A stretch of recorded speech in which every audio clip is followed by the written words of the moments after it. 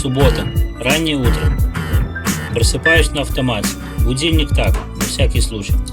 Рюкзак собран еще с вечера, а значит в голове ни одной посторонней мысли, которая могла бы отвлечь от главного. От предчувствия свободы и чего-то еще, что трудно объяснить. Чувство это очень странное. Оно нарастает с каждым шагом, с каждой минутой, которая приближает тот миг, когда ты нажмешь на заветную кнопку Power на своем приборе. Зачиняються. Наступний припинок – вокзал. Это какая-то вселенская радость. Радость, которая разливается по всем клеткам моего тела. И кажется, вот-вот и вырвется наружу.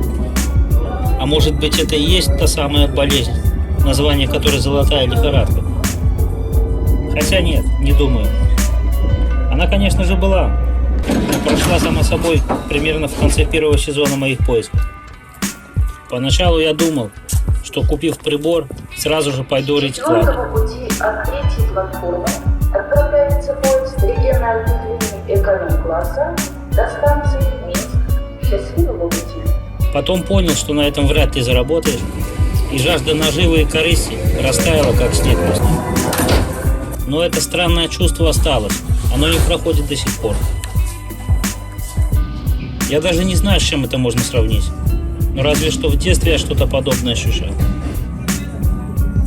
Когда наступали летние каникулы, я приезжал к деревню к бабушке на все 3 месяца, вытаскивал из сарая свои велосипеды и удочки, и все, с той минуты я считал себя свободным. В голове были только мысли о лете.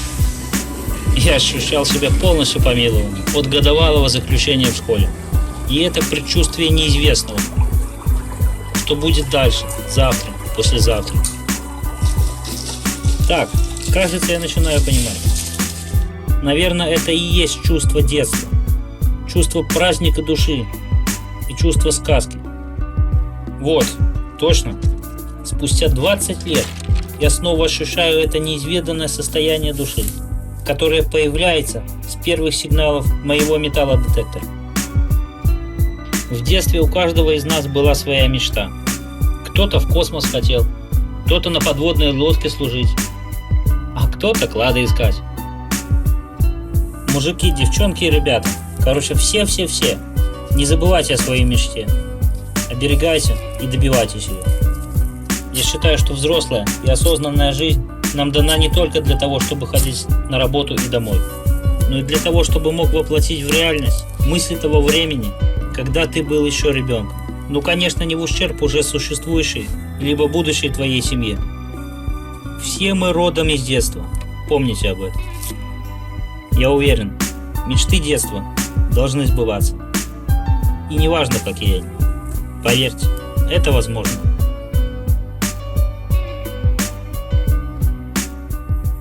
Всем привет! Как говорится, буду краток. Буквально пару слов о месте и в путь. Ну, как несложно догадаться, нахожусь я возле кукурузного поля. И моя цель сегодня пройти вот эту дорогу туда и обратно. Ну а дальше посмотрим. По обе стороны дороги раньше стояли домики, так что думаю, находки хоть какие, но должны быть. Ну ладно, я пошел. Здесь достаточно удобно ходить, так что особо не устаю. И вот монетка. Это советик ранний. 2 копейки 1952 года. Свойственно им в хорошем сохране. Идем дальше. Как я уже говорил, здесь ранее стояли дома. Попадается много кирпича. А с ними, конечно, и не меньше металломусора. Такие сигналы обычно я не копаю. Но тут был весьма сомнительный и решил копнуть. И вот. Это пряга. Звенела как фольга примерно. Отдавала в чернину. А когда вытянул наружу, Аська показала, что это 100% чернина. Сейчас попробую помыть, почистить немного щеткой и покажу, что получится.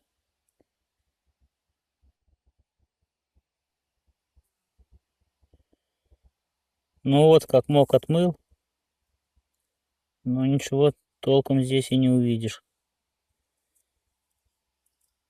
Я вообще думаю, что это, возможно, какая-нибудь конина, так как вроде бы пряги делались из цветного металла. Короче, приду домой, попробую ее почистить получше, ну и прикрепить фотки, что вышло. Смотрим дальше. Снова находочка.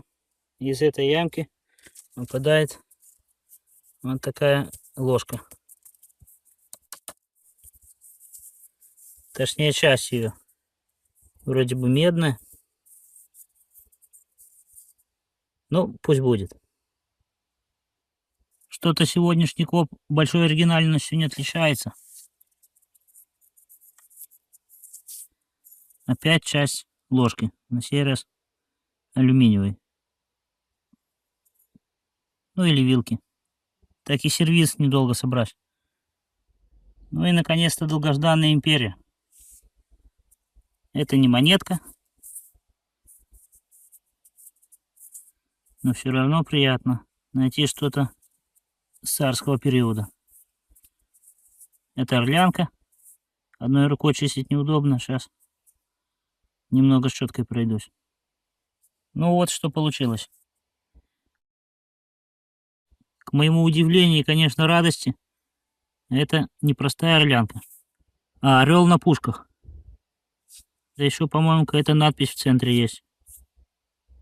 Ну, наверное, уже дома нормально почищу и сфоткаю. Казалось бы, кусок обычной жестянки, но нет. Можно видеть вот такую гравировку в виде сердца и написанного имени Ваня. А еще что-то есть. Оля. Молодожены, может, какие? Не понял. Коля? Ваня и Коля. Вот это поворот. Заднеприводная, что ли? Сарделька, сосиска, редиска, новохудоносор, петух гамбургский. Так бы и сказал.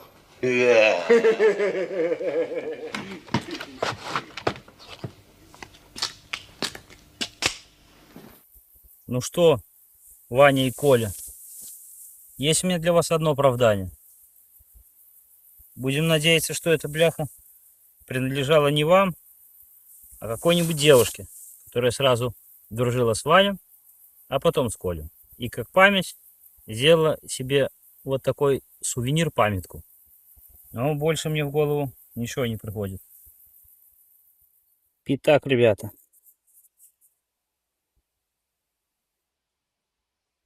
Ох, как они мне нравятся. По мне, так это самые красивые советские монеты. Именно пятаки.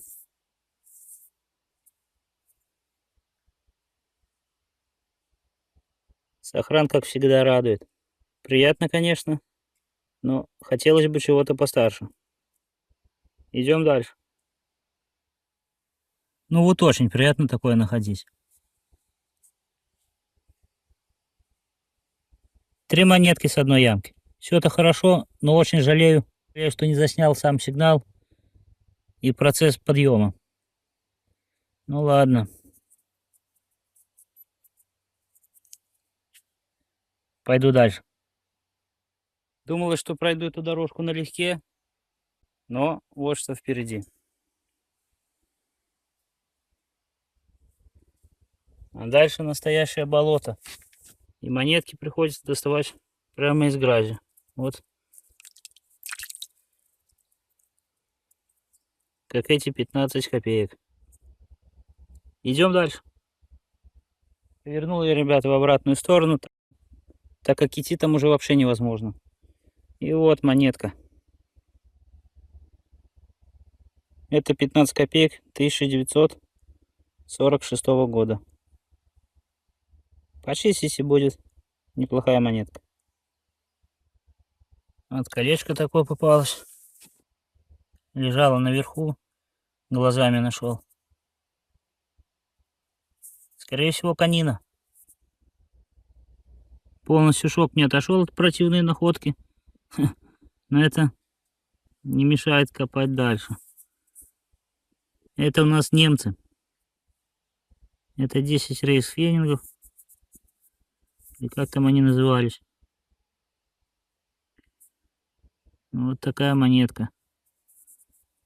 Еще есть немножко время, можно покопать.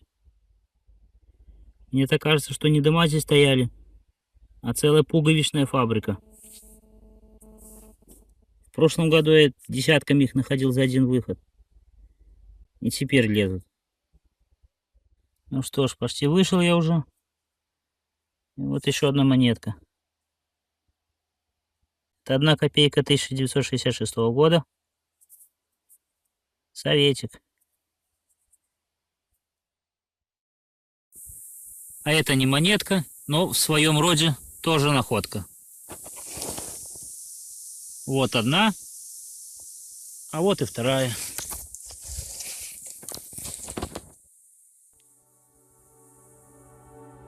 Ну что ж, ребята, вот сегодняшний улов. Отдельно, конечно, хотелось бы отметить пятак красивый немца, ну и щитовика. Это у меня вторая монета такая. Остатки ложек. Вот такая куча свинца. Даже пломба попалась. Тьма пуговиц. Ну, не считая, конечно, зачетной орлянки. Также пряга порадовала. Ну и, конечно, это бляха. Это вообще шок. Ваня Коля. Ну что ж, в окончании видео хотелось бы вам пожелать всего хорошего. Удачи, счастья, любви. Любви по возможности. Естественной и натуральной. Если вам понравилось, естественно, мне будет приятна ваша подписка. Это меня очень стимулирует и мотивирует продолжать снимать дальше. Всем пока, ребят.